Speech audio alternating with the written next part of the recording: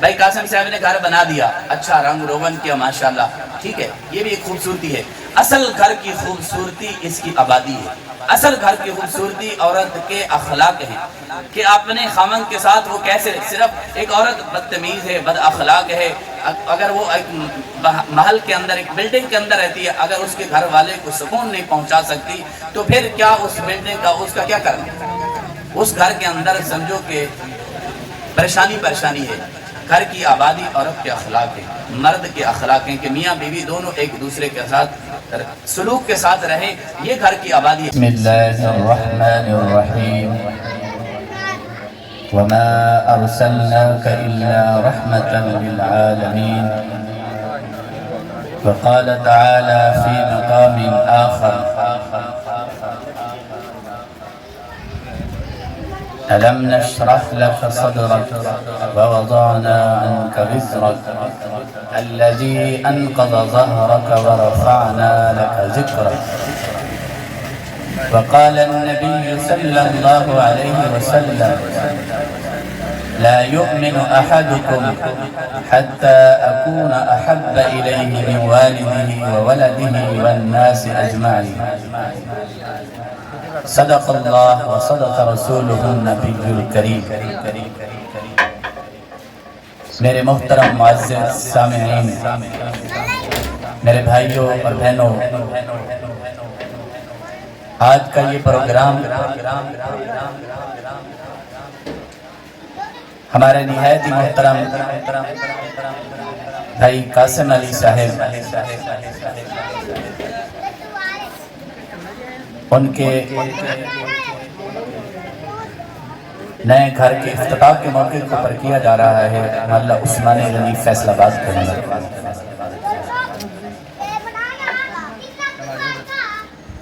ہماری دعا ہے کہ اللہ تبارک و تعالی اس گھر کے اندر رحمتوں کا، برکتوں کا نزول فرمائے، اللہ تعالیٰ ان کو اس کے اندر رہنا نصیب فرمائے۔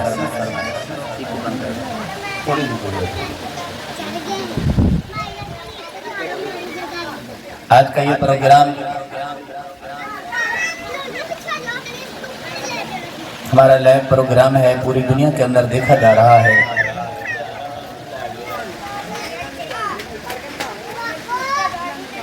یقیناً جس گھر کی افتتاح اللہ کے کلام پاک سے ہوتی ہے، سپارے پڑھے جاتے ہیں، قرآن مجید پڑھا جاتا ہے، اللہ تبارک و تعالیٰ اس گھر کے اندر رحمتوں کا، برکتوں کا نزول فرماتے ہیں۔ یہ ربیع الاول شریف کا مہینہ ہے، میں نے آپ حضرات کے سامنے اس میں گفتگو کرنی ہے، کچھ سیرت النبی صلی اللہ علیہ وسلم کے حوالے سے انشاءاللہ مختصر سی بات ہوگی۔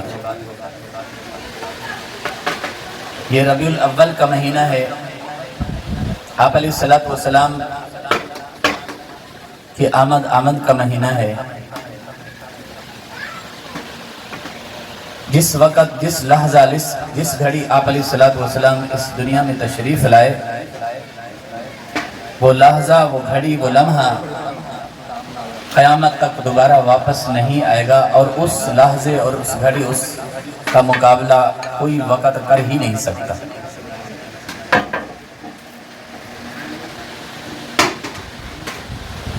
اللہ تبارک و تعالیٰ نے رسول اللہ صلی اللہ علیہ وسلم کو مبعوث فرمایا۔ اللہ نے فرمایا میں نے تمہارے اوپر احسان کیا، لقد من اللہ علی المؤمنین اذ بعث فیہم رسولا۔ اللہ نے آسمان کو بنایا، زمین کو بنایا، پوری کائنات کو بنایا، احسان نہیں جتلایا۔ جب باری آئی آمنہ کے لال کی، اللہ نے فرمایا کہ میں نے تمہارے اوپر مومنو احسان کیا،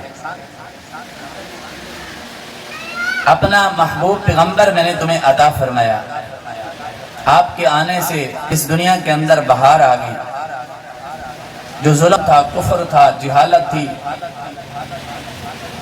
جہالت کے اندھیرے ختم ہوئے، کفر بدعت ختم ہوئی، جو ہزاروں سال سے آگے جل رہی تھی، اس کی پوجا کی جا رہی تھی، آج وہ آگ بھی بجھ چکی ہے۔ جو ہزاروں سال سے بتوں کو عبادت کی جا رہی تھی، آج 360 بت جو بیت اللہ کے اندر لٹکائے ہوئے تھے، آج وہ بھی اوندے منہ گر گئے۔ جنات کا داخلہ بند ہو گیا آسمان کی طرف جانے کا، پوری دنیا کے اندر کھلبلی مچ گئی، کیا ہو گیا؟ جنات نے مشورہ، دیکھو تو صحیح کیا ہوا، کیونکہ پتہ نہیں ان کو کہ اب ایک کے در کے اوپر جھکانے والا آ گیا ہے، اب یہ بتوں کی عبادت نہیں کی جائے گی، لات کی، عزا کی، حبل کی، منات۔ اب میری طرف منہ کر کے بیٹھیں بھائی، میں آپ کو بات بیان کر رہا ہوں، میری طرف آگے ہو جائیں، قریب قریب آ جائیں بھائی تاکہ بعد میں آنے والے جو ہیں ان کو موقع ملے۔ آگے تشریف ہے، آگے یہ جگہ خالی ہے جی، قریب قریب ہو کے مل مل کے بیٹھیں گے، سرکار کی محفل ہے انشاءاللہ، اس میں رنگ لگ جائیں گے، اور حضور کی محفل کے اندر جو آئے اسے رنگ نہ لگے ہو نہیں سکتا۔ آپ سبحان اللہ کی داد دیتے رہیں، ماشاءاللہ کہتے رہیں، ہم بھی اس سرکار کی محفل کے اندر ہمیں بھی ثواب ملتا رہے گا۔ اللہ تبارک و تعالیٰ نے 2 کانفرنسیں کی ہیں، 2 جلسے کی ہیں، 2 محفلیں کی ہیں، اللہ نے خود محفل سجائی ہے۔ ایک خاص محفل تھی، ایک عام محفل تھی، توجہ میری طرف، بڑی کم کام کی بات کرنے لگا ہوں۔ اللہ نے ساری روحوں کو جمع کیا، جو روحیں قیامت تک آنے والی ہیں ساری روحوں کو ایک جگہ پر جمع کیا اور ان کے اندر اعلان فرمایا، یوں سمجھ لیجئے کہ ان کے اندر بیان کر دیا۔ ایک محفل یہ ہے، اللہ نے فرمایا الست بربکم، کیا میں تمہارا رب نہیں ہوں؟ تمام روحوں نے کہا کہ کیوں نہیں، آپ تو ہمارے رب ہیں۔ بس اتنی محفل تھی، ختم ہو گئی، صرف 2 جملے تھے۔ یہ ایک محفل تھی جو اللہ تبارک و تعالی نے توحید کے اوپر محفل فرمائی، اور دوسری محفل رسالت کے اوپر، رسول اللہ صلی اللہ علیہ وسلم کے اقرار کے اوپر۔ ثم جاءکم رسول مصدق لما معکم لتؤمنن به ولتنصرنہ، جسے میثاق کے انبیاء بھی کہا جاتا ہے۔ اللہ تبارک و تعالی نے تمام انبیاء کو جمع کیا۔ اب یہ خاص محفل ہے، اس کے اندر عام تھے، تمام کائنات کی روحیں جمع تھی، لیکن یہ خاص محفل ہے، صرف انبیاء کی روحوں کو جمع کیا جا رہا ہے۔ اللہ تبارک و تعالی ان سے ایک وعدہ اور اقرار لے رہے ہیں، ثم جاءکم رسول مصدق لما معکم لتؤمنن به ولتنصرنہ، تمہارے درمیان رسول آئیں گے، تم نے ان کے اوپر ایمان لانا ہے، لتؤمنن به ولتنصرنہ، تم نے ایمان بھی لانا ہے اور پھر اس کی نصرت بھی کرنی ہے۔ سب انبیاء نے اس بات کا اقرار کیا۔ پھر اس کا مشاہدہ بھی ہوا، جس وقت آپ علیہ السلام معراج پر تشریف لے جانے لگے، اللہ نے تمام انبیاء کو مسجد اقصی کے اندر جمع کر دیا۔ سبحان الذی اسری بعبدہ لیلا من المسجد الحرام الی المسجد الاقصی، یہ آپ کے معراج کو بیان کیا جاتا ہے۔ مسجد حرام سے مسجد اقصی تک آپ علیہ السلام تشریف لے گئے، تمام انبیاء جمع تھے۔ اس وقت اذان ہوئی، جبرائیل علیہ السلام نے اذان پڑھی، اشہد ان لا الہ الا اللہ اشہد ان، رک گئے۔ جب یہاں پر رکے، اب کیا کہوں؟ فرمایا اشہد ان محمد الرسول اللہ، آپ سے بڑھ کر کوئی نبی نہیں ہے جس کو یہ مرتبہ ملا، آج محمد صلی اللہ علیہ وسلم کا نام لیجیے۔ پھر میکائیل علیہ السلام نے تکبیر کہنے کی باری آئی تو رک گئے، انہیں بھی یہی کہا گیا کہ یہی کہہ دیں۔ اب باری آئی جماعت کرانے کی، تو اس وقت میرے رسول صلی اللہ علیہ وسلم کا حضرت جبرائیل نے ہاتھ پکڑا اور مصلی پر کھڑا کر دیا۔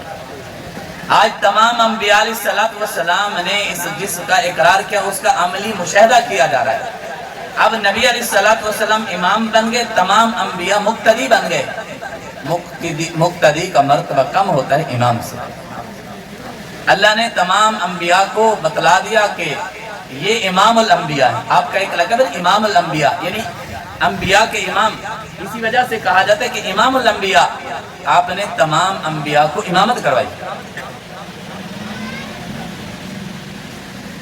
یہ میرے رسول صلی اللہ علیہ وسلم کی تعریف ہیں۔ اگر ساری زندگی رسول صلی اللہ علیہ وسلم کی تعریف کرتا رہے، انسان کرے، جنات کریں اور اسی طرح فرشتے کریں، یہ ساری انسانیت اور جنات ساری مخلوق ختم ہو جائے گی. اگر 7 سمندر بھی سیاہی بن جائیں تو سیاہی تو ختم ہو جائے گی. اور اسی طرح سارے درخت کلمے بن جائیں. رسول اللہ صلی اللہ علیہ وسلم کی تعریف انسان بھی لکھے, جنات بھی لکھیں, فرشتے بھی لکھیں, یہ ساری لکھنے والے انسان جنات سارے تھک جائیں گے, کلمے ٹوٹ جائیں گے, سیاہی خشک ہو جائے گی. نہ اللہ کی تعریف ختم ہوگی نہ رسول اللہ صلی اللہ علیہ وسلم کی تعریف. اللہ نے فرما دیا نا وَرَفَعْنَا لَكَ ذِكْرَكَ, میرے محبوب میں نے آپ کے ذکر کو بلند کر دیا. آدم علیہ السلام اس بات کا اقرار کر رہے ہیں. اس وقت آدم علیہ السلام کو اللہ نے فرمایا کہ یہ شجر ممنوع ہے, اس درخت کے قریب نہ جانا. آدم علیہ السلام قریب چلے گئے. جس وقت اس درخت کے قریب گئے تو اللہ تبارک و تعالیٰ نے فرمایا میں نے تو کہا تھا نہیں جانا. اللہ نے جنت سے اتار دیا, جنتی پوشاک بھی اترا دیا, زمین پر بھیج دیا. آدم علیہ السلام رونے لگے, گڑ گڑانے لگے, ربنا ظلمنا انفسنا وإن لم تغفر لنا, دعائیں مانگتے رہے, اللہ تبارک و تعالیٰ سے گڑ گڑاتے رہے. ایک دن اللہ تبارک و تعالیٰ کے سامنے آپ علیہ السلام کا واسطہ دے کر دعا مانگ رہے ہیں کہ یا اللہ تو اپنے محبوب آخری پیغمبر کا واسطہ دے کر تمہیں یہ بات کہتا ہوں کہ میری توبہ کو قبول کر لیجیے. اللہ نے فرمایا کہ آدم تمہیں کیسے پتہ چلا, وہ تو ابھی آخر میں آئیں گے, تو پہلا نبی ہے, 1,24,000 پیغمبر ابھی آنے والے ہیں, اب تو صرف حضرت آدم علیہ السلام تشریف لائے, ابھی تو وہ آخر میں آئیں گے. آدم تمہیں کیسے پتہ چلا؟ یا اللہ جب تو نے مجھے پیدا کیا میں نے آسمان کی طرف دیکھا, جب عرش کی طرف دیکھا تو عرش کے اوپر تیرے نام کے ساتھ یہ نام بھی لکھا ہوا تھا. میں سمجھ گیا کہ جس کا نام اللہ کے نام کے ساتھ آ جائے کوئی عام ہستی. آپ علیہ السلام کے ذکر کو اللہ نے بلند کر دیا. وَرَفَعْنَا لَكَ ذِكْرَكَ, میرے محبوب میں نے آپ کے ذکر کو بلند کر دیا. کیسے بلند کر دیا؟ سبحان اللہ. جب یہ اذان ہے نا, اذان یہ 24 گھنٹے ہوتی رہی. جب صبح ہوتی ہے, ابھی اذانیں ہو رہی ہیں, صبح جب ہوتی ہے سورج نکلتا ہے اس وقت اذان شروع ہوتی ہے. ایک اذان ختم نہیں ہوتی دوسری شروع ہوتی, ایک ملک کے اندر اذان پھر دوسرے کے اندر اذان شروع ہو جاتی. آگے یہ سورج اس طرح نکلتا جاتا ہے وقت اپنے اپنے حساب سے, حتیٰ کہ پھر جہاں سے یہ سورج نکلا تھا پھر وہاں سے وقت آ جاتا ہے کہ اذان ہوتی ہے. تو فرمایا میرے محبوب میں نے آپ کے ذکر کو بلند کر دیا. اذان کے اندر میرا بھی ذکر ہوگا, تیرا بھی ذکر ہوگا. گویا کہ 24 گھنٹے اذان ہو رہی ہے, اللہ کا بھی ذکر ہو رہا ہے, اللہ کے محبوب کا ذکر بھی ہو رہا ہے. آپ سبحان اللہ کہیں, مجھے داد دینا سبحان اللہ کی. مجھے بھی پتا چلا کہ آپ جو ہے آپ کو کوئی بات سمجھ لگ رہی. دیکھو سرکار کی محفل ہے, سبحان اللہ تو بنتی ہے. اب 24 گھنٹے اذان ہوتی رہتی ہے, اللہ کا بھی ذکر ہو رہا ہے, اللہ کے رسول کا بھی ذکر ہو رہا ہے. پھر اس کے بعد تکبیر, جہاں بھی جماعت ہوتی ہے تکبیر ہوتی ہے, اللہ کا بھی ذکر ہوتا ہے, اللہ کے حبیب کا بھی ذکر ہوتا ہے.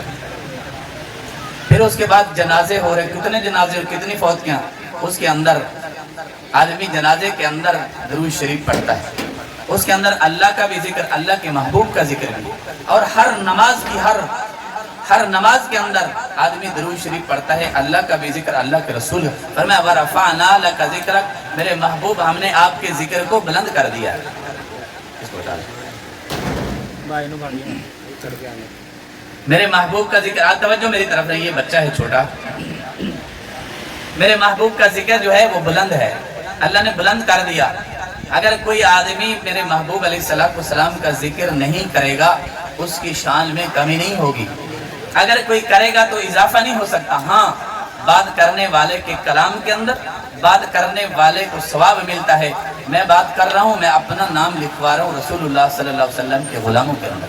آگے چلتے ہیں. رسول اللہ صلی اللہ علیہ وسلم کی مدح سرائی اس طرح. سبحان اللہ. میں کس چیز کا ذکر کروں؟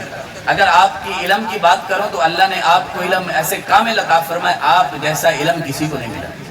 اگر میں آپ کے حسن کی بات کروں, آپ جیسا حسن اللہ نے کسی کو دیا ہی نہیں. اگر میں آپ کی اخلاق کی بات کروں, اللہ نے آپ جیسے تمام انبیاء کے اخلاق سارے رسول اللہ صلی اللہ علیہ وسلم کے اندر جمع کر دیا. اور حسن کی بات کریں, سبحان اللہ, جس وقت آپ علیہ السلام پیدا ہوئے نا تو عورتیں آگے دیکھنے کے لیے, ایک نے دیکھا, دوسرے نے دیکھا, آمنہ ہم نے تو اس جیسا خوبصورت بچہ دیکھا نہیں. حضرت عبد المطلب آئے, انہوں نے کہا میں نے بھی نہیں دیکھا. ہر ایک اپنا تبصرہ کرتا ہے نا. عورتیں آتی ہیں نا دیکھنے کے لیے، جب بچہ پیدا ہوتا ہے وہ عیب بھی نکالتی ہیں اور دیکھتی بھی ہیں کہ کیسا ہے، لیکن کسی عورت نے عیب نہیں نکالا۔ میرے نبی علیہ السلام کو جب دیکھا کسی عورت نے عیب نہیں، بلکہ یہ کہا کہ یہ تو بہت خوبصورت ہے، یہ تو چاند کا ٹکڑا۔ جبرائیل علیہ السلام سے ہم پوچھتے ہیں جبرائیل تو بتا، تو حضرت آدم علیہ السلام سے لے کر عیسیٰ علیہ السلام تک تو آتا رہا، تو نے کوئی اس جیسا خوبصورت بچہ دیکھا ہے؟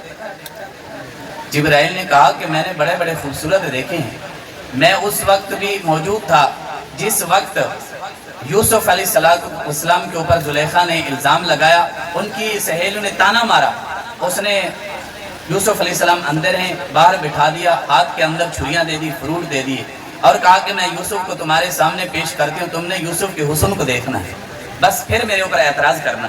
جس وقت یوسف علیہ السلام باہر تشریف لائے، وَقَطَّعْنَا أَيْدِيَ، اللہ کا قرآن کہتا ہے وَقَطَّعْنَا أَيْدِيَهُنَّ، عورتوں نے اپنے ہاتھ کاٹ دیے، کہنے لگی مَا هَذَا بَشَرًا إِنْ هَذَا إِلَّا مَلَكٌ كَرِيمٌ، یہ تو کوئی انسان نہیں، یہ تو کوئی فرشتہ لگتا ہے۔ اپنے ہاتھ کی پرواہ بھی نہ کی، فروٹ کے کاٹنے کے بجائے اپنے ہاتھوں کو کاٹ بیٹھی، انگلیاں کاٹ بیٹھی، اتنا حسن تھا۔ جبرائیل کہتے ہیں میں نے حسن یوسف کو بھی دیکھا ہے، لیکن جو رسول اللہ صلی اللہ علیہ وسلم کا حسن ہے یہی بہت زیادہ۔ حضرت حسان بن ثابت رضی اللہ تعالیٰ کیا کہتے ہیں؟ احسن منک لم تر قط عینی واجمل منک لم تلد النساء خلقت مبرئا من كل عیب کانک قد خلقت کما تشاء، کہنے لگے احسن منک لم تر قط عینی، اس جیسا خوبصورت میری آنکھوں نے نہیں دیکھا، واجمل منک لم تلد النساء، اور اس جیسا خوبصورت بچہ کسی ماں نے جنا نہیں، خلقت مبرئا من كل عیب، اللہ نے ہر عیب سے پاک کیا، کانک قد خلقت کما تشاء، اس جیسا خوبصورت جیسا گویا کہ آپ علیہ السلام نے چاہا اللہ نے ویسے بنا دیا۔ حضرت جابر رضی اللہ تعالیٰ سے پوچھتے ہیں جابر تو بتا دے تو نے کوئی ایسا جیسا دیکھا؟ جابر رضی اللہ تعالیٰ تو اپنا یوں بیان کرتے ہیں چاندنی رات ہے، 14ویں رات کا چاند چمک رہا ہے اور اس نے پوری روشنائی پھیلائی ہوئی ہے، تو آپ علیہ السلام کو بھی دیکھتے ہیں، چاند کو بھی دیکھتے ہیں اور آخر میں فیصلہ کرتے ہیں۔ دیکھو ایک آسمان کا چاند، ایک آمنہ کا چاند ہے، ان دونوں کے اندر وہ دیکھنا چاہتے ہیں، موازنہ کروا رہے ہیں کہ ان میں سے خوبصورت کون ہے، اور اس کو کسی شاعر نے یوں بیان کیا چاند سے تشبیہ دینا یہ بھی کوئی انصاف ہے، چاند سے تشبیہ دینا یہ بھی کوئی انصاف ہے، چاند کے منہ پہ چھایا مدنی کے چہرہ صاف۔ حضرت عائشہ فرماتی ہیں کہ آپ علیہ السلام مسکراتے تو میری اندھیرے کے اندر سوئی مل جاتی تھی، اور فرمایا لنا شمس وللآفاق شمس وشمسی خیر من شمس السماء، فرمایا ایک سورج آسمان کا ایک میرا ہے، اور یہ سورج جو ہوتا ہے صبح طلوع ہوتا ہے شام کو غروب ہو جاتا ہے، اور فرمایا میرا سورج جو ہے وہ نکلتا ہے عشاء کے بعد اور کبھی غروب نہیں ہوتی۔ میرے نبی علیہ السلام کی نبوت قیامت تک چلے گی، ایک ایسا سورج ہے جسے سراجم منیرہ کہا اللہ نے قرآن مجید کے اندر رسول اللہ صلی اللہ علیہ وسلم کے بارے میں فرمایا سراجم منیرہ، کہ اتنا ایسا چمکنے والا چاند جس کی روشنی کبھی مدھم نہیں پڑتی، کہ اس نے یوسف کو دیکھا انگلیاں کاٹ دی، ایمان نہیں لائی، جس نے میرے نبی علیہ السلام کو دیکھا پہلے ایمان لائے پھر گردن کٹوا دی۔ یہ میرے نبی کی تعریف ہے۔ میرے نبی علیہ السلام اس دنیا میں تشریف لائے تو ظلم تھا، کفر تھا اور بت پرستی تھی، آپ علیہ السلام کی برکت سے یہ ساری چیزیں مٹ گئی۔ عورتوں کو حق نہیں دیا جاتا، بچیوں کو زمین کے اندر دفن کر دیا جاتا ہے۔ بِأَيِّ ذَنبٍ قُتِلَتْ، ایک واقعہ تھا نا، قیامت کے دن اللہ پوچھیں گے تجھے کس جرم کے اندر تمہیں دفن کر دیا گیا تھا۔ حضرت سعصہ بن ناجیہ رضی اللہ عنہ فرماتے ہیں میں نے 360 بچیوں کی جان کو بچایا ہے، جس کی بچی پیدا ہو جاتی زمین میں دفن کر دیتے۔ ایک دن ایسے ہوا ایک جگہ پر میں گیا تو وہاں پر پتہ چلا کہ یہاں اطلاع دی بچی ہو گئی۔ میں اپنے اونٹ تلاش کرنے کے لیے گیا تھا، گم ہوئے تھے، تو پتہ چلا کہ یہاں پر بچی ہوئی ہے، تو انہوں نے کہا کہ اس کو دفن کر دو۔ میرے دل میں خیال آیا یار کیوں بچی کو، ایک چھوٹی معصوم سی جانے کیوں مار دیں گے؟ انہوں نے کہا کہ تم ایسے کرو یہ 2 اونٹنیاں جو گم ہوئی تھی تمہارے پاس ہیں یہ بھی لے لو، اس کی جان بچا دو۔ انہوں نے کہا نہیں، جس اونٹ کے اوپر تم سوار ہو گیا یہ بھی دینا پڑے گا۔ انہوں نے کہا ٹھیک ہے، 3 اونٹ دے دیے اور اس اونٹنیاں بچے بھی دیے تھے، وہ سارے دے دیے لیکن اس بچی کی جان بچا لی۔ پھر اس کے بعد فرماتے ہیں مجھے ایسا چسکا لگا، یہ نیکی کا ایک چسکا ہوتا ہے نا، مجھے ایسا چسکا لگا کہ اس کے بعد میں نے جہاں مجھے پتہ چلتا میں 2 اونٹ ایک 2 ऊँटनियाँ 1 ऊँट देकर बच्चियों की जान बचाता रहा, हत्ता कि 360 बच्चियों की जान को बचाया। जिस वक्त इस्लाम के अंदर दाखिल हुए आप अलैहिस्सलाम से कहने, अल्लाह के रसूल, क्या मेरी ये नेकी इस्लाम से पहले मैंने की, क्या मुझे इसके ऊपर अजर मिलेगा? आपने फरमाया, अल्लाह ने इसकी बरकत से तुम्हें ईमान की दौलत नसीब फरमा दी। तो मेरे दोस्तों, रसूलुल्लाह सल्लल्लाहु अलैहि वसल्लम के आने से ज़माने के अंदर बरकत होगी, बच्चियों को इज्जत मिलना शुरू होगी। जो दफन होती, फिर मेरे नबी अलैहिस्सलाम ने बताया कि बच्चियों की कदर क्या है। मेरे नबी अलैहिस्सलाम की बेटी हज़रत फातिमा आती है, जिसके बारे में मेरे नबी ने क्या फरमाया, अल फातिमतु बिज़ातु मिन्नी, ये तो मेरे जिस्म का टुकड़ा है। खातून जन्नत जिसे कहते हैं, जब आती तो आप अलैहिस्सलाम ने बतलाया, लोगों अगर बेटी तुम्हारे घर के अंदर आए बोझ न समझना, जब पैदा हो उस वक्त भी नहीं, जब तुम्हारे घर शादी करने के बाद है उस वक्त भी नहीं। जिस वक्त अरब के अंदर बच्ची पैदा होती है ना, अल्लाह ने कुरान मजीद के अंदर वो जिक्र किया है, फइज़ा बुश्शिरा अहदुहुम बिल उन्सा ज़ल्ल वजहुहु मुस्वद्दन व हुवा, और मैं जब इनके बच्ची पैदा होती है ना तो इनके चेहरे जर्द हो जाते हैं, स्याह हो जाते हैं, तकलीफ होती है कि बच्ची क्यों पैदा हो गई। आज हमारी हालत भी यही है। आज किसी की बच्ची पैदा होती है ना तो परेशान हो जाते हैं, ये मेरे अल्लाह की अता है। औ युज़व्विजुहुम ज़ुक्राना व इनासा व यजअलु मन यशाउ अक़ीमा, अल्लाह फरमाते हैं मैं जिसको चाहूँ बेटे दूँ, जिसको चाहूँ बेटियाँ दूँ, जिसको चाहूँ जोड़े दे दूँ, जिसको चाहूँ ना दूँ, मेरे इख्तियार में है। और औरत के ऊपर जुल्म करना, औरत को धमकी देना, कितनी बच्चियों को तलाक हो चुकी। मेरे सामने वाक़या है कि बच्चियों को तलाक, तुम्हें बच्ची क्यों दे, मुझे बताओ इस मामले में औरत का क्या कसूर है। अल्लाह फरमाते मैं देता हूँ जिसको चाहूँ बेटे दूँ, बेटियाँ दो। ये तो फिर अल्लाह की ज़ात के बारे में एतराज़ हो गया ना। लिहाजा कभी जुल्म न करना, और जिनकी औलाद नहीं उनसे जाकर पूछें, जिनकी बच्चियां नहीं उनसे जाकर पूछें। तरसते हैं कि या अल्लाह कोई बच्चा या बच्ची हो तो जाए, हमारी तो नस्ल ही नहीं चल सकती आगे। ये अल्लाह का शुक्र अदा करना चाहिए। तो मेरे आप अलैहिस्सलाम की बेटी जब फातिमा ज़हरा आपके पास आती, आप उनके इस्तकबाल के लिए खड़े हो जाते, बोझ नहीं समझते, बल्कि अल्लाह की रहमत हुआ करती। जिस घर के अंदर, जिस आंगन के अंदर बच्ची छोटी चलती फिरती है, अल्लाह की रहमत का नुज़ूल होता है। मेरे दोस्तों, इसी तरह अपनी बीवियों के साथ अच्छे सलूक से रहना। मेरे नबी अलैहिस्सलाम ने फरमाया, खैरुकुम खैरुकुम लिअहली व अना खैरुकुम लिअहली, फरमाया तुम में से बेहतर वो है जो अपनी घरवाली के साथ चलो, और मैं तुम में से सबसे अच्छा हूँ, मैं अपनी घरवाली के साथ चलूँ। आज औरत के ऊपर जुल्म होता है, घर के अंदर लड़ाई झगड़ा होता है, मियाँ बीवी के अंदर इस तरह की बातें होती हैं। हालांकि हुस्न, देखो ना घर की खूबसूरती क्या है। भाई कासिम साहब ने घर बना दिया, अच्छा रंग रोगन किया, माशाल्लाह, ठीक है, ये भी एक खूबसूरती है। असल घर की खूबसूरती इसकी आबादी है। असल घर की खूबसूरती औरत के अखलाक है कि अपने खामन के साथ वो कैसे, सिर्फ एक औरत बदतमीज है, बद अखलाक है, अगर वो एक महल के अंदर, एक बिल्डिंग के अंदर रहती है, अगर उसके घर वाले को सुकून नहीं पहुंचा सकती तो फिर क्या उस बिल्डिंग का, उसका क्या करना। उस घर के अंदर समझो कि परेशानी है। घर की आबादी औरत के अखलाक है, मर्द के अखलाक हैं कि मियाँ बीवी दोनों एक दूसरे के साथ सलूक के साथ रहे, ये घर की आबादी है। उस घर की आबादी ये है कि उस घर के अंदर कुरान मजीद की तिलावत हो। उस घर की आबादी ये है कि उस घर की बच्चियों की अच्छी तरबियत हो, ये घर की आबादी है। अच्छी बिल्डिंग, उस घर की रोशनी, ये लाइट लगा दी, हम इसे रोशनी कहते हैं, उस घर की रोशनी यही है कि उस घर से अल्लाह के कलाम की आवाज़ है और वहाँ से रसूलुल्लाह सल्लल्लाहु अलैहि वसल्लम की सुन्नत अमल जारी हो। एक बात कह दूं कासिम भाई, आजकल माशरे के अंदर इस चीज़ की कमी है। कमी इस चीज़ की, जब घर बनाते हैं ना, पहले सोच करते हैं यहाँ पर ड्रेसिंग रूम होगा, यहाँ पर किचन बनेगा, यहाँ पर ये चीज़, हर एक चीज़ की तरतीब दी जाती है। एक चीज़ रह जाती है, एक चीज़ की कमी रह जाती है कि जाए नमाज भी औरतों के लिए एक साइड पर बनाएं। ये हमारे बुजुर्गों का, औलिया का ये तरीका रहा है कि औरत के घर के अंदर एक नमाज के लिए जगह बनाई जाए, वहाँ हर वक्त मुसल्ला बिछा रहे, वहाँ पर कुरान मजीद रखने की जगह हो, वहाँ पर यानी कि एक अलहदा हो। अगर रमज़ान शरीफ आ जाए वहाँ औरत एहतिकाफ पर बैठे। हम ये नहीं करते, जहाँ वक़्त मिला मुसल्ला बिछा दिया, बच्चे पेशाब करते नीचे या जैसे एक ऐसी जगह होती, हमने कभी ये नहीं सोचा। आइंदा ये अज़म कर लें आप सारे लोग जो बैठे हैं, जब घर की तरतीब देंगे तो उसके अंदर एक जय नमाज, एक औरत है उम्मे हमीद रज़ी अल्लाह ताला अन्हा, आप अलैहिस्सलाम सहाबिया हैं, आप अलैहिस्सलाम के पास है, अल्लाह के रसूल मेरा दिल करता है कि मैं आपके साथ नमाज पढ़ूँ, यानी आपके पीछे नमाज पढ़ूँ। आपने फरमाया बेहतर ये है कि तुम अपने घर में नमाज अदा करो। عورتوں کی بہتر نماز یہ کہ جو اپنے گھر کے اندر علیحدگی کے اندر ایک کونے کے اندر نماز پڑھی تھی وہ بہتر ہے. تو ایسی ترتیب لگائیں کہ گھر کے کونے کے اندر ایک چائے نماز جنہیں مصلی نماز کہتے ہیں وہ بنا دیں, تو انشاءاللہ اس کے اندر ایک تو آدمی کا سکون حاصل ہوگا, عورت یکسوئی کے ساتھ عبادت کرے گی, بچے بھی نہ وہاں شور مچائیں, اگر دیوار نہیں تو پردہ لٹکا, یکسوئی ہوگی تو نماز کے اندر خشوع اور خضوع برقرار رہے گا. میں بس آخری باتیں کرنے لگا ہوں. اچھا, ماں باپ کے ساتھ حسن سلوک کرنا. ماں باپ کے ساتھ آج کیا, اگر ماں باپ زندہ ہیں حسن سلوک کریں. میرے نبی علیہ السلام نے فرمایا رضی الربی فی رضی الوالد وسخط الربی فی سخط الوالد. فرمایا رب کی رضا والدین کی رضا کے اندر ہے اور رب کی ناراضگی والدین کی ناراضگی کے اندر ہے.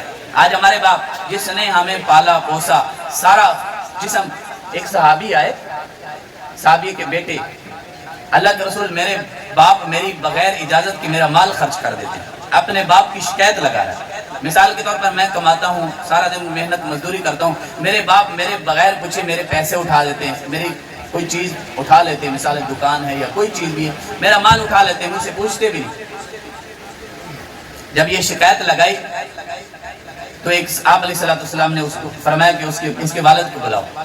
جب اس کے آدمی گیا بلانے کے لیے, سنیں تو صحیح, آدمی جب گیا بلانے کے لیے, جب اس کو بات پہنچی نا کہ آپ کے بیٹے نے آپ علیہ السلام کے پاس شکایت لگائی ہے, تو اس وقت وہ باپ آ رہا ہے, راستے کے اندر دل کے اندر سوچ رہا ہے میں نے اس بیٹے کو نہ گرمی دیکھی نہ سردی دیکھی, یہ چھوٹا تھا بیمار ہو جاتا تھا اور میں نے اپنی نیند کا خیال نہیں کیا. میں کبھی کسی ڈاکٹر کے پاس جاتا, کبھی کسی ڈاکٹر کے پاس جاتا, سخت سردی ہوتی تھی میں اس کے لیے بستر کا انتظام کرتا, میں خود ویسے سو جاتا, میں صبح سے شام تک کام پر جاتا ہوں, کرتے کرتے ان کو پالا ہے, یہ بڑا ہو گیا ہے, اس کی شادی کر, میرے جسم کمزور ہو چکا ہے, ہڈیاں سے گودا ختم ہو چکا ہے, آج میری کمر جو ہے یہ جھک چکی ہے.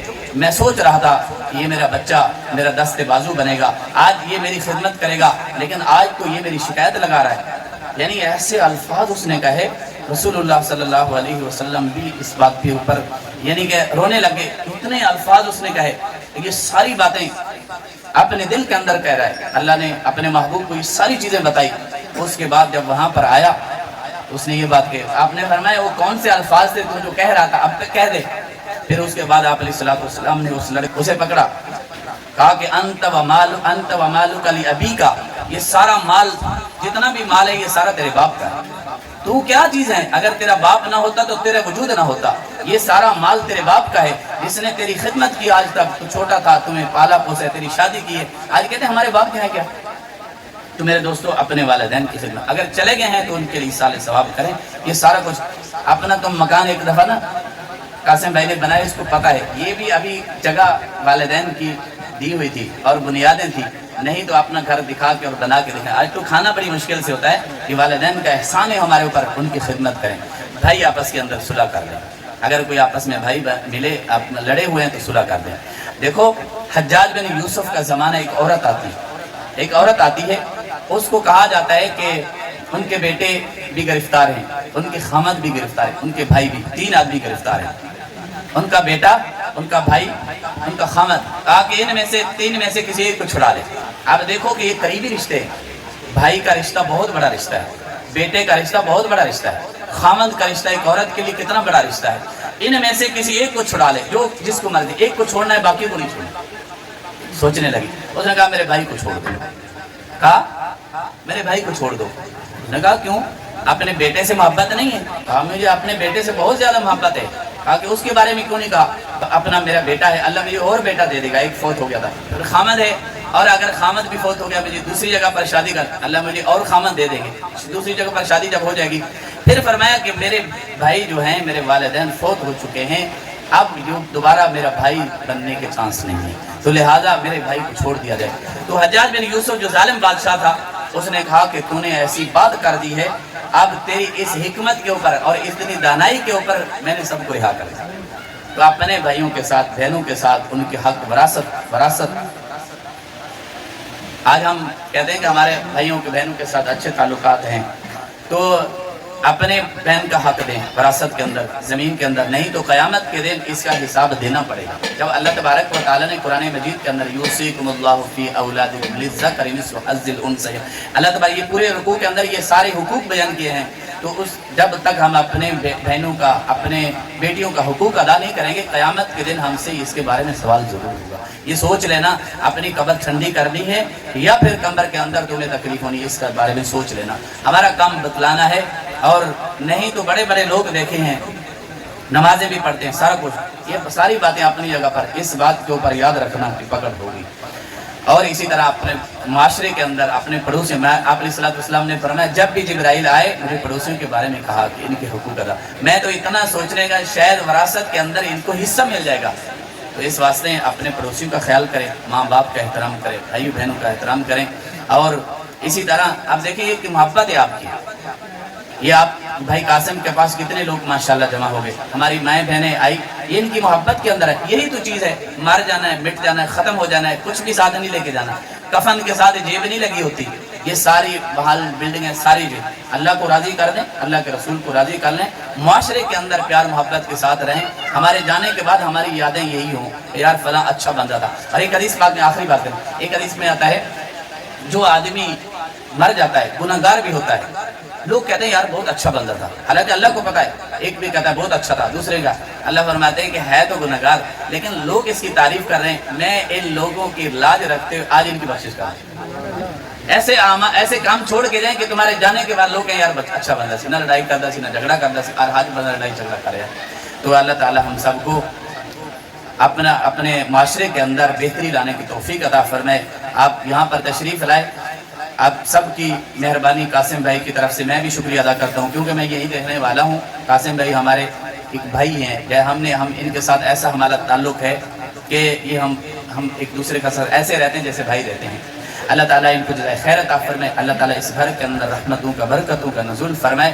میرے دوستو جب بھی گھر بنائیں بجائے وہاں پر جس طرح دیکھنا افتتاح ہوتے ہیں, ہم دیکھتے ہیں دکانوں کا افتتاح ہوتا ہے, گھروں کا افتتاح ہوتا ہے, پتہ نہیں, ایسے کبھی نہ کرنا. جب شادی ہو اس وقت بھی یاد رکھنا کہ شادی کے موقع کے اوپر جب زندگی کی بنیاد رکھی جا رہی ہوتی ہے, پھر بعد میں کہتے ہیں ہماری زندگی میں سکون نہیں, چین نہیں, لڑائیاں جھگڑے, اسی وجہ سے تم نے بنیاد جو شادی کے اندر ایک زندگی کی نہیں بنا. جب بنیاد ہی تمہاری غلط ہوگی تو پھر اس کے اوپر جو دیوار کھڑی ہوگی نا اس کے اندر بھی یہی خرابی آئے گی. بنیاد صحیح کر دو, پھر اس کے بعد انشاءاللہ جو اوپر دیوار بنے گی وہ ساری ٹھیک ہوگی. اللہ ہم سب کو اس جو باتیں کہی اس پر عمل کرنے کی توفیق عطا فرمائے. اللہ تعالیٰ ساری زندگی رسول اللہ صلی اللہ علیہ وسلم کی غلامی کے اندر گزارنے کی توفیق عطا فرمائے. آج جمعہ بھی ہے, وہاں پر جمعہ بھی بڑھانا ہے. اللہ ہم سب کو عمل کی توفیق عطا فرمائے. وآخر دعوانا دعا فرمائے.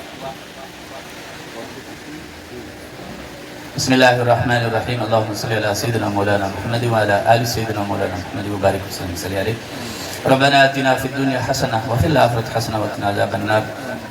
ربنا انک جامع الناس لیوم لا ریب فیہ ان اللہ لا یخلف الميعاد. اللهم اغفر لي ذنبي ووسع لي في داري وبارك لي في رزقي يا مقلب القلوب ثبت قلوبنا على دينك. جزا اللہ سیدنا محمد ما هو اہلہ. یا اللہ یہاں پر قرآن مجید پڑھا گیا, بیان ہوا, یا اللہ جو کچھ بھی صحیح پڑھا گیا اس کو اپنی بارگاہ کے اندر قبول و منظور فرما. اس کا ثواب 1,24,000 پیغمبر, تمام صحابہ, تابعین, بزرگان دین کی روح پہنچا.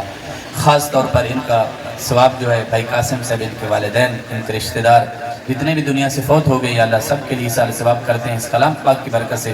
یا اللہ ان سب کی کامل بخشش فرما, درجات کو بلند فرما. یا اللہ سب کو جنت الفردوس میں اعلیٰ مقام عطا فرما. اس کلام پاک کی برکت سے یا اللہ بھائی قاسم صاحب کے گھر کے اندر رحمتوں کا, برکتوں کا نزول فرما. یا اللہ اس گھر کے اندر یا اللہ ہمیشہ ہی اسی طرح اپنے ہر قسم کے شرور سے, فتن سے حفاظت فرمانا, اور اسی طرح رحمتوں کا نزول فرماتے رہنا. حاسدین کے حسد سے, شریر لوگوں سے شر سے یا اللہ ان کی حفاظت فرمانا. یا اللہ بد نظری سے یا اللہ ان کی حفاظت فرمانا. یا اللہ جتنے بھائی یہاں پر تشریف لائے, ہماری بہنیں تشریف لائے, یا اللہ سب کا آنا اپنی بارگاہ کے اندر قبول و منظور فرما. سب کی محبت کو سدا سلامت رکھ. یا اللہ ہمیں دنیا کے اندر ساری زندگی رسول اللہ صلی اللہ علیہ وسلم کی غلامی کے اندر, تابعداری کے اندر گزارنے کی توفیق عطا فرما. بہن بھائی رشتہ داروں کے درمیان اچھے تعلق, حسن سلوک اختیار کرنے کی توفیق عطا فرما. یا اللہ تو جو بھی ہم کام کریں یا اللہ اپنی رضا نصیب فرما. یا اللہ ہماری بہنوں کو حضرت فاطمہ الزہرا رضی اللہ تعالی عنہ کے نقش قدم پر چلنے کی توفیق عطا فرما، ازواج مطہرات کے نقش قدم پر چلنے کی توفیق عطا فرما، ہمارے بھائیوں کو یا اللہ خلفائے راشدین کے نقش قدم پر چلنے کی توفیق عطا فرما۔ یا اللہ جتنے لوگ پریشان ہیں ان کی پریشانیوں کو دور فرما، جو نادار ہیں یا اللہ ان کو اپنا گھر عطا فرما، جو قرض دار ہیں یا اللہ ان کو قرضے سے خلاصی عطا فرما، جو بچے اور بچیوں کے رشتوں کی وجہ سے پریشان ہیں یا اللہ ان کے لیے جوڑ کے رشتے عطا فرما۔ یا اللہ جو سیلاب زدگان ہیں پاکستان کے اندر سیلاب آیا ہو، یا اللہ ان کی مدد فرما، نصرت فرما، یا اللہ سیلاب سے، بارشوں سے، ہواؤں کے شر سے یا اللہ ہم سب کی حفاظت فرما، ہمارے ملک پاکستان کی حفاظت فرما، خاص طور پر غزہ کے فلسطین کے مسلمان یا اللہ بھوکے ہیں، پیاسے ہیں، یا اللہ ان کی نصرت فرما، مدد فرما، ظالم لوگوں سے یا اللہ تو خود ہی انتقام لے لے، یا اللہ چن چن کر یا اللہ ان سے تو انتقام لے لے، یا اللہ ان کی مدد نصرت فرما، یا اللہ ساری زندگی یا اللہ اپنی معیت نصیب فرما، رسول اللہ صلی اللہ علیہ وسلم کی تابعداری نصیب فرما۔ ربنا تقبل منا انك انت السميع العليم وتب علينا انك انت التواب الرحيم، صلی اللہ تعالی علی خیر خلق محمد وعلى اله وصحبه وعلى اجمعین، آمین۔